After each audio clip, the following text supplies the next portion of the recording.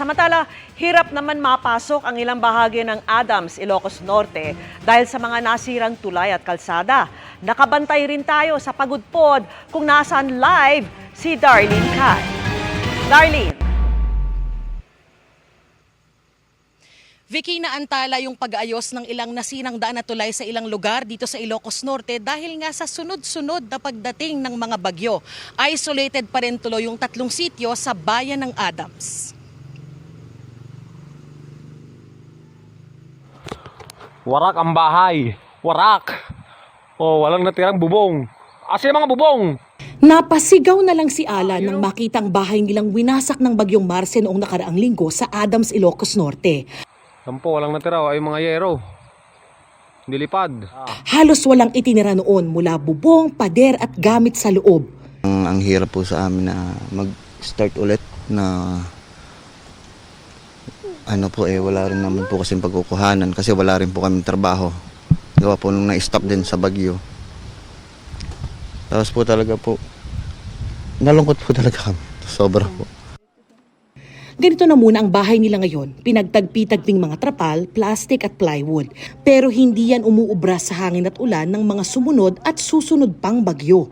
Kahapon nga, parang sugat na kinutkot ang naramdaman niya nang matanggal naman ang bagong pader na gawa sa yero. Panalangin lang po na sana po matapos na yung ng bagyo. Kasi wala po talaga kami maisip na kung paano gagawin namin. At hindi siya nag-iisa. Sa palibot ng Adams, bakas ang pinsala ng bagyo. Sira rin ang bahay ni Nanay Maria. Kaya kahit 82 taong gulang na, tumutulong siya sa paglilinis sa mga kahoy, dahon at iba pang kalat sa kalsada para kumita ng kaunti pampagawa ng gamit at bahay. Mahirap ang dinaanan ko po kasi nasira yung paglutuan ko. Nasira lahat po sa bahay. Sa Poblacion 3, umapaw ang spillway kaya hindi makadaan ang mga sasakyan. Putol din ang tulay na ito matapos durugin ang ilang bahagi kahit semento. Gumuho ang lupa pati ang floodway na sira. Mula rito sa kinatatayuan ko hanggang doon sa puno na yon, ganyan kahaba yung sementong kalsada na nadurog nung gumuho yung lupa dito dahil sa nangyaring landslide noong humagupit yung bagyong Marce. Hanggang ngayon nagiging pahirapan yung clearing operations dahil sa sunod-sunod na dating ng bagyo. Delikado kasi sa mga trabahador ang clearing operations lalo't sunod-sunod ang bagyo kaya di pa ito maayos at madaanan.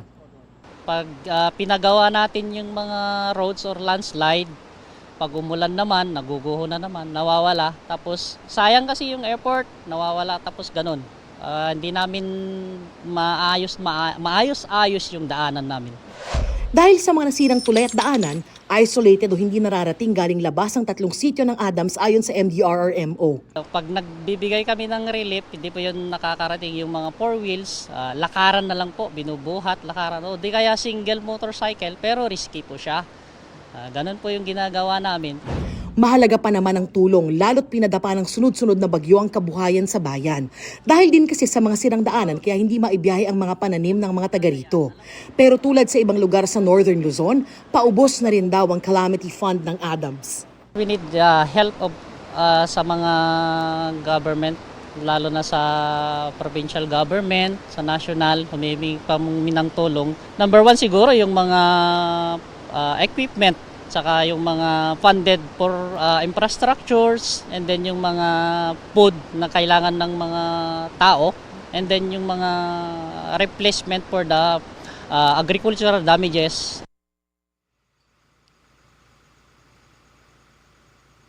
Vicky, sa ngayon nakaalerto pa rin yung buong probinsya para sa mga paparating pang bagyo.